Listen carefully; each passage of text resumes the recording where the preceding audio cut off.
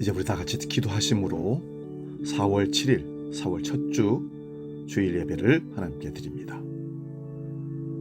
십자가의 고난에서 참고 견디시며 용서와 사랑을 베푸시고 죽음의 무덤에서 영원히 갇힐 수 없어 부활하신 생명의 주님을 찬양하며 부활주일 이후 첫 예배를 하나님께 드립니다. 오늘도 우리가 우리에게 생명을 주시고 부활하신 영광의 주님을 감격하며 사모하며 영과 진리로 예배하기를 원합니다. 성령이여 친히 이곳에 함께 하시고 우리의 예배를 받아 흠양하여 주옵소서. 우리의 간구와 기도를 들어 응답하여 주시고 하나님이 주시는 말씀을 통해서 결단하며 새롭게 빚어지며 세워지는 역사가 오늘 예배 가운데 있도록 주님 역사하여 주시옵소서. 이제 사도신경으로 신앙 고백합니다. 나는 전능하신 아버지 하나님 천지의 창조주를 믿습니다.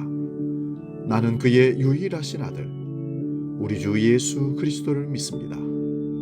그는 성령으로 잉태되어 동정녀 마리아에게서 나시고 본디오 빌라도에게 고난을 받아 십자가에 못 박혀 죽으시고 장사된 지 사흘 만에 죽은 자 가운데서 다시 살아나셨으며 하늘에 오르시어 전능하신 아버지 하나님 우편에 앉아 계시다가 거기로부터 살아있는 자와 죽은 자를 심판하러 오십니다.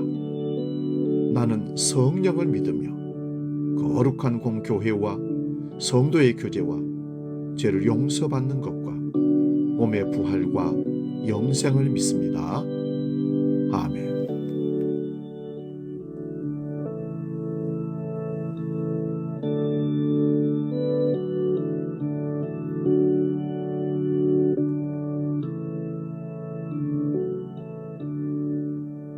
찬송가 288장 예수를 나의 구주 삼고 함께 찬송합니다.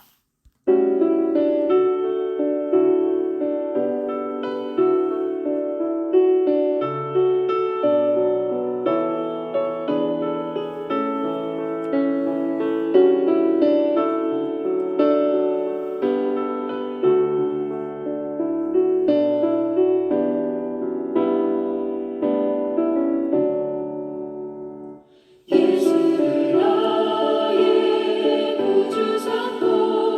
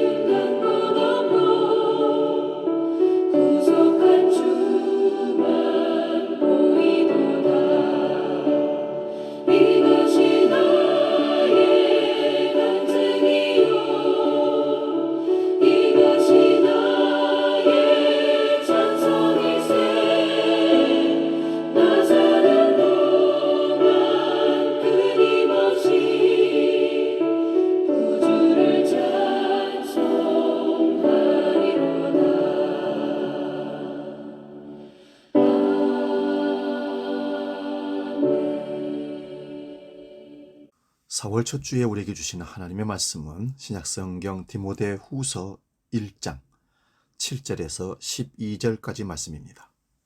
신약성경 343면에 있습니다. 이 말씀 봉독할 때에 살아계신 주님의 음성을 들을 수 있기 바랍니다.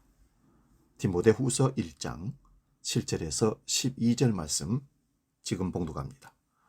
하나님이 우리에게 주신 것은 두려워하는 마음이 아니요 오직 능력과 사랑과 절제하는 마음이니 그러므로 너는 내가 우리 주를 증언함과 또는 주를 위하여 갇힌 자 된 나를 부끄러워하지 말고 오직 하나님의 능력을 따라 복음과 함께 고난을 받으라.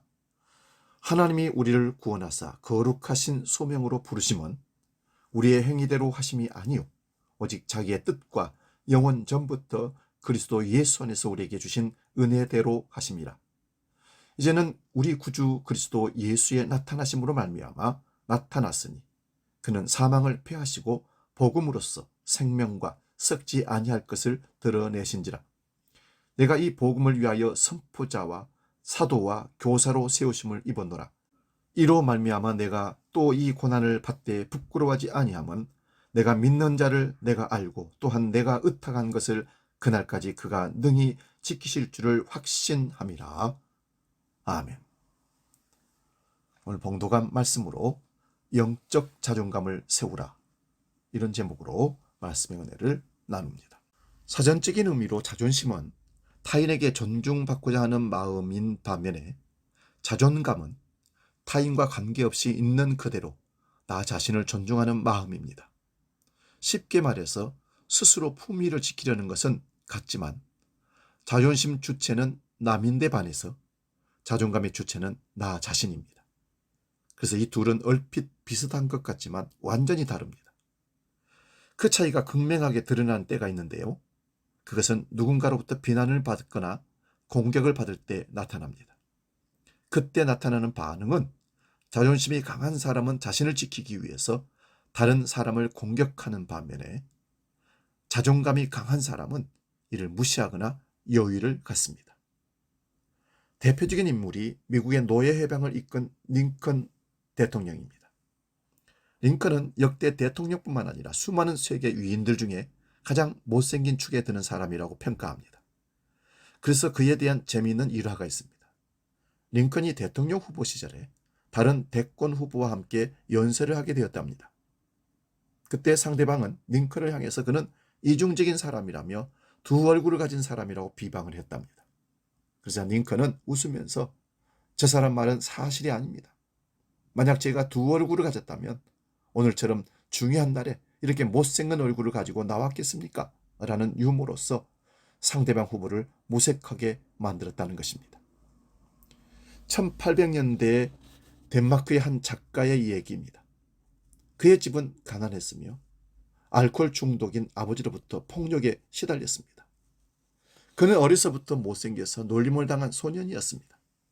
그야말로 집에서도 지옥이고 나가서도 지옥인 셈입니다. 바로 안데르센입니다. 안데르센은 훗날 자신이 못생겼기에 미운 오리새끼를 쓸 수 있었으며 가난했기 때문에 성냥팔이 소녀를 쓸 수 있었다는 고백을 했습니다. 그리고 어렸을 때 못생기고 가난했던 것이 그는 축복이라고 고백합니다. 링컨과 안데르센의 공통점은 못생기고 불우한 어린 시절을 보냈다는 것입니다. 주어진 환경은 자존심 외에는 내세울 게 없었지만 그러나 그들은 모두 자신의 새로운 삶을 개척하여 자존감이 높은 삶을 일궈냈습니다. 도대체 이 두 사람을 자존심이 아닌 자존감이 높은 사람을 만든 것은 무엇입니까? 그것은 링컨의 말에서 그 이유를 찾을 수 있었습니다. 자존감의 원천은 그 마음의 근력에 있다는 것입니다. 어느 날 한 기자가 링컨에게 당신의 놀라운 성공과 존경받는 삶의 비결은 어디 있다고 생각하십니까? 라고 질문을 했습니다. 그러자 링컨은 웃으면서 다음과 같은 말을 했다고 합니다. 그야 다른 사람들보다 실패를 많이 경험했기 때문이죠. 나는 실패할 때마다 실패에 담겨진 하나님의 뜻을 배웠고 그것을 징검다리로 활용했습니다. 사탄은 내가 실패할 때마다 이제 너는 끝장이야 라고 속삭였으나 그러나 하나님은 내가 실패할 때마다 이번 실패를 거울 삼아 더 큰 일에 도전하라고 하셨습니다. 나는 사탄의 속삭임보다 하나님의 음성에 귀를 기울였기 때문입니다. 링컨의 자존감의 비결은 바로 하나님의 음성에 귀를 기울이는 데 있었다는 고백입니다. 우리나라의 커뮤니케이션 전문 학자인 김주한 교수는 역경을 극복하는 능력을 회복 탄력성이라고 말했습니다. 여러분, 바다에 떠다니는 배는요, 복원력이라는 것이 있습니다.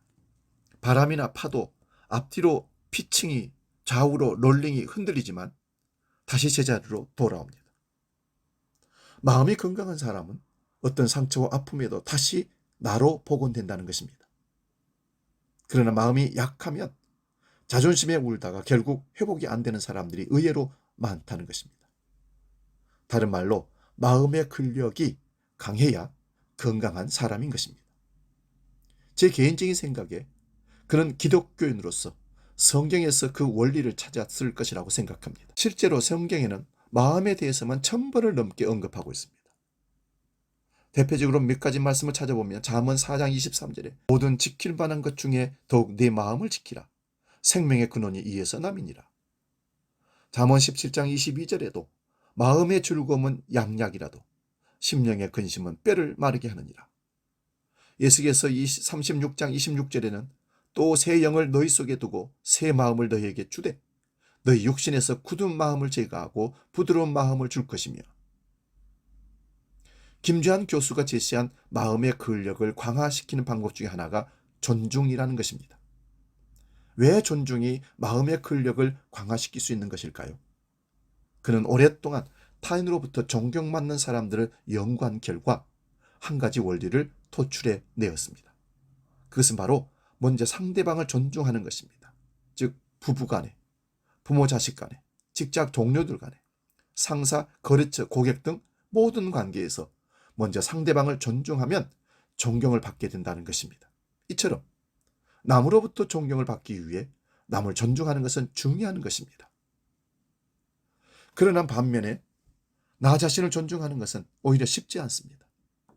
왜냐하면 남을 존중하는 것은 어느 정도 노력으로 되지만 나 자신을 존중한다는 것은 단순히 노력으로만은 되지 않기 때문에 그렇습니다.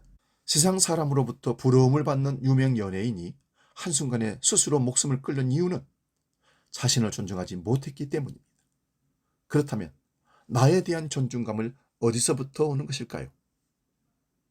본문 7절을 보면 하나님이 우리에게 주신 것은 두려워하는 마음이 아니요 오직 능력과 사랑과 절제하는 마음이니. 디모데는 사도의 권위를 이음받아 에베소 지역에서 교회를 세우고 목사를 임명하는 등 상당히 교회적인 권위를 가지고 있었기에 표면적으로는 어느 정도 존경을 받을 수 있는 위치에 있었습니다. 그럼에도 불구하고 젊은 디모데는 자신이 처한 목회적 환경의 어려움으로 스트레스를 받고 있었습니다. 오죽하면 바울이 디모데에게 위장병을 위하여 포도주를 조금 쓰라고 권유했겠습니까? 즉 디모데는 다른 사람들로부터는 존경을 받을 수 있는 위치에 있었지만 정작 자신에 대한 존중감이 부족했던 것입니다. 바울은 이런 디모데에게 두려워하는 마음을 갖지 말라고 권면합니다. 그러면서 능력과 사랑과 절제하는 마음을 가지라고 말씀합니다. 그렇다면 그러한 마음을 주는 주체가 누구입니까? 그분은 바로 하나님이십니다. 하나님이 우리에게 주신 것은 두려워하는 마음이 아니요. 그런데 사람들은 스스로 마음의 주인이 되려고 하기에 힘들어하는 것입니다. 요즘 젊은이들이 쓰는 말 중에 멘탈이 강하다는 말이 있습니다. 정신력이 강하다는 것입니다. 그러한 사람은 누군가로부터 욕을 먹거나 운동선수처럼 슬럼프에 빠질 수 있는 환경에서도 그것을 박차고 일어나는 회복 탄력성이 강합니다. 물론 사람마다 성격이 다르고 소위 멘탈의 차이가 있을 수는 있습니다. 그러나 멘탈, 즉 정신력이 강하게 보이는 사람이라도 어느 순간 쉽게 무너진 것을 보게 됩니다. 인간의 의지에는 한계가 있음을 보여주는 것입니다. 그래서 바울은 디모데에게 두려워하는 마음을 능력과 사랑과 절제하는 마음으로 바꿔주시는 하나님께 의지하라고 교훈했던 것입니다. 우리 본문 8절을 봅니다. 그러므로 너는 내가 우리 주를 증언함과 또는 주를 위하여 갇힌 자 된 나를 부끄러워하지 말고 오직 하나님의 능력을 따라 복음과 함께 고난을 받아라. 본문 12절도 봅니다. 이로 말미암아 내가 또 이 고난을 받되 부끄러워하지 아니함은 내가 믿는 자를 내가 알고 또한 내가 의탁한 것을 그날까지 그가 능히 지키실 줄을 확신함이라. 이것이 바로 바울의 멘탈입니다.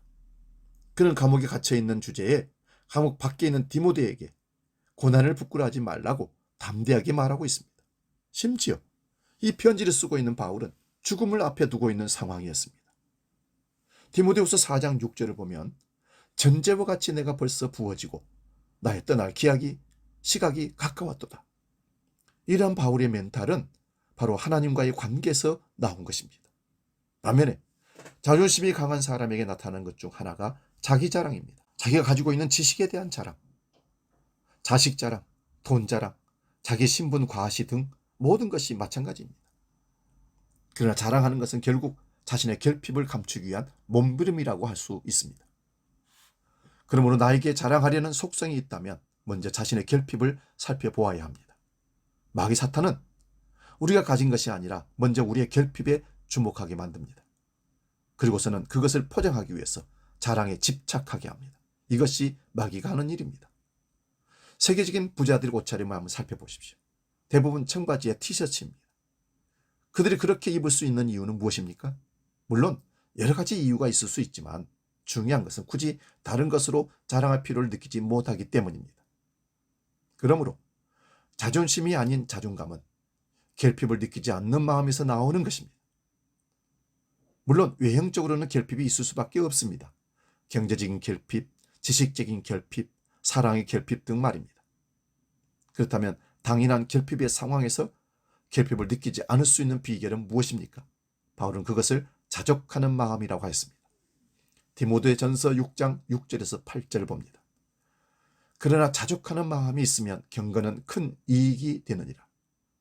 우리가 세상에 아무것도 가지고 온 것이 없음에 또 아무것도 가지고 가지 못하리니 우리가 먹을 것과 입을 것이 있은즉 족한 줄로 알 것이니라. 사랑하는 여러분 얼마가 있으면 만족하시겠습니까? 100억 정도면 만족할 것이라고 생각하지만 인간의 욕망의 크기는 바다보다 큽니다. 왜 그런지 아십니까? 그 배후에는 마귀가 있기 때문이고 또 하나는 하나님은 이 땅의 것으로만 만족하지 않도록 우리에게 하나님의 영, 생명을 불어넣어 주셨기 때문입니다. 하늘의 것을 바라보아야 하늘의 것을 채워야 만족할 수 있기 때문에 그렇습니다. 그러므로 악인은 평생 불만족 속에 살아가지만 의인은 악인보다 적은 소유로 만족하며 사는 삶을 살아낼 수가 있는 것입니다. 시편 37편 16절에 의인의 적은 소유가 악인의 풍부함보다 낫다라고 고백합니다. 그것이 바로 경건의 유익입니다. 경건한 가정도 마찬가지입니다. 잠언 17장 1절에 세번역 성경으로 읽어드립니다. 마른 빵 한 조각을 먹으며 화목하게 지내는 것이 진수성찬을 가득히 차린 집에서 다투며 사는 것보다 낫다. 그리스도인의 행복은 물질에 많고 적음에 있지 않고 오직 하나님과의 바른 관계에 있는 줄로 믿습니다. 그러한 사람이 진정한 자존감을 가진 사람이라고 볼 수 있습니다. 이 말을 다른 말로 표현하면 조건적인 삶이 아니라 존재론적인, 소유론적인 삶이 아니라 존재론적인 삶을 사는 사람이 자존감이 강한 사람이 될 수 있다는 말씀입니다. 우리가 이러한 존재감을 가져야 하는 이유는 단지 자신만을 위한 것이 결코 아닙니다. 자존감이 없이는 다른 사람을 존중하지도 사랑할 수도 없기 때문에 그렇습니다. 자존감이 있는 사람만이 남에게 포용력과 이해력을 가지고 품을 수 있습니다. 그것이 존중과 배려와 사랑으로 나타나는 것입니다. 결혼 커뮤니케이션 전문가들이 이구동성을 하는 것이 타인을 존중하는 데 있어서 가장 힘든 대상이 바로 배우자라고 합니다. 이유는 서로의 장점뿐만 아니라 단점까지 잘 알고 있기 때문입니다.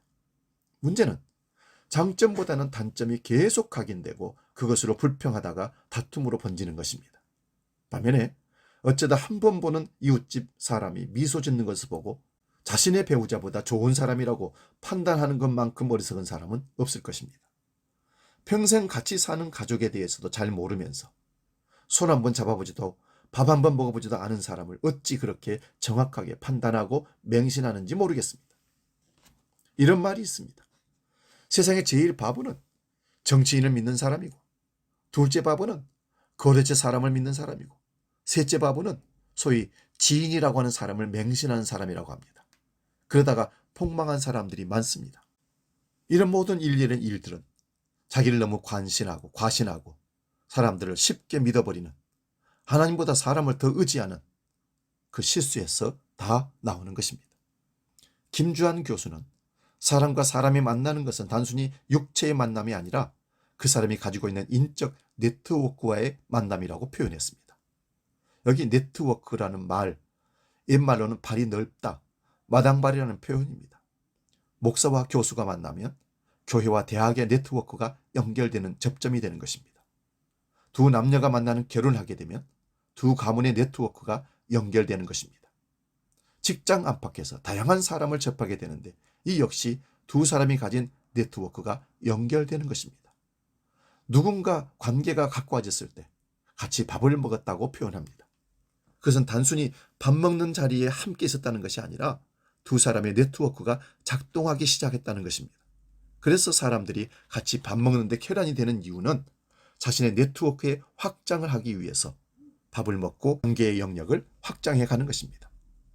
그리스도인은 사람들과의 네트워크보다 영적 네트워크에 힘을 써야 합니다. 그것은 바로 예수 그리스도의 만남입니다. 그 만남은 엄청난 것입니다. 우주의 네트워크를 가지신 분과 만나는 것이기 때문에 그렇습니다. 육의 세계와 영의 세계의 접점이 이루어지는 것이 우리 주님과의 만남입니다. 우리의 영이 주님을 향하게 해야 합니다.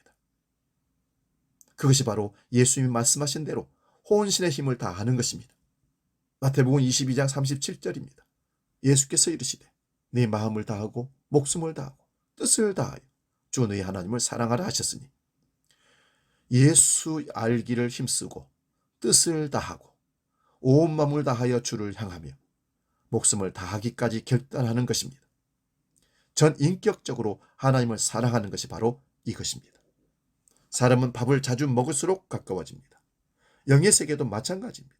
그러므로 주님과 영의 식탁을 자주 가질 수 있기를 바랍니다. 그럴 때 우리가 세상에서는 가질 수 없는 영적 자존감이 넘치는 삶을 살게 되는 것입니다.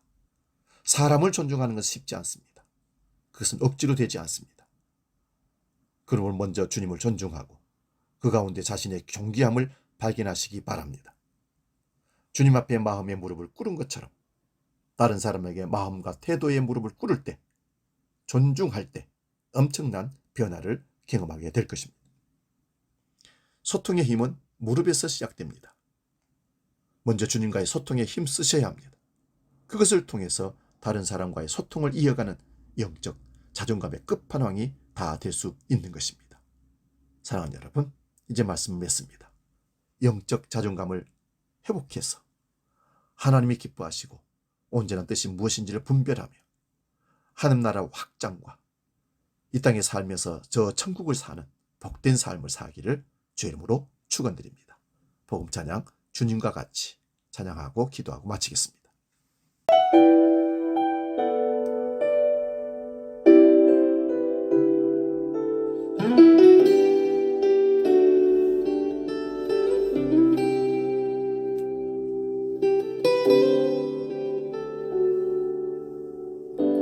주님과 같이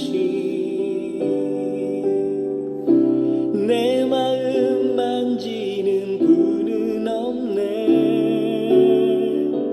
오랜 세월 찾아 난 알았네. 내겐 주밖에 없네. 주님과 같이 내 마음 만지는 분은 없네. 오랜 세월 찾아 난 알았네.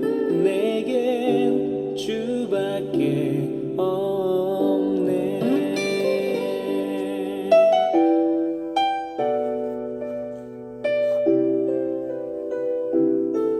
주 잠이 감같이 흐르고 주 손이 치료하네. 고통받는 자녀 품으시니 주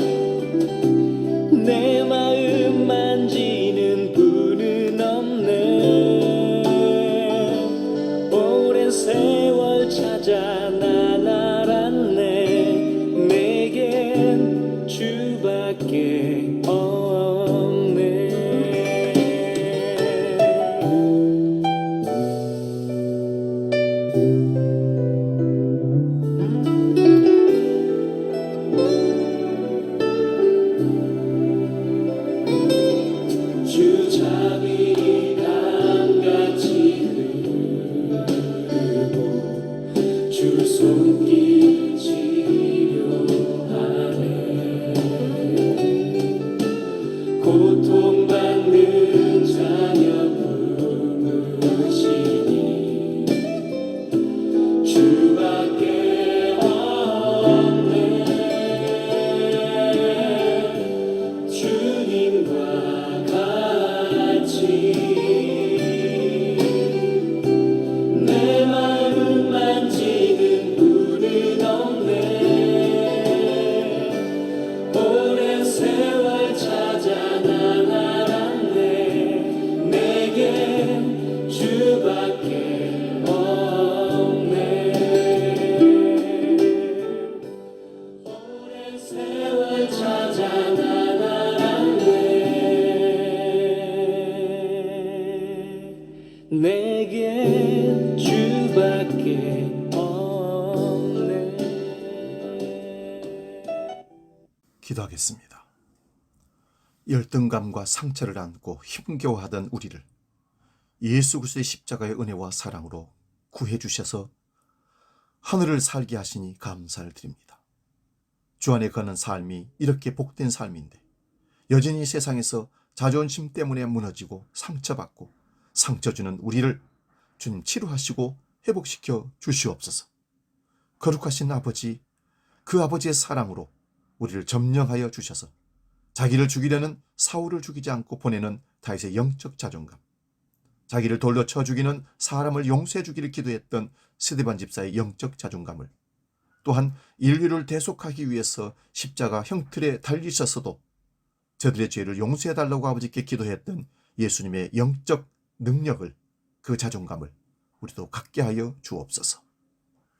이제는 길이요 진리요 생명이시며 우리 영적 자존감을 세워가기를 모델로 보여주시며 권면하시는 우리 주 예수 그리스도의 은혜와 아버지의 크신 사랑과 성령님의 감동, 교제, 역사 충만케 하심이 영적 자존감을 세워 주의 백성으로서 이 땅에 살면서 상처받지 않고 상처 주지 않고 주의 복음을 전하기로 결단하는 건강한 그리스도인 되기를 다짐하는 모든 주의 백성들 머리 위에 이제로 영원히 함께 하시기를 간절히 축원하옵나이다. 아멘.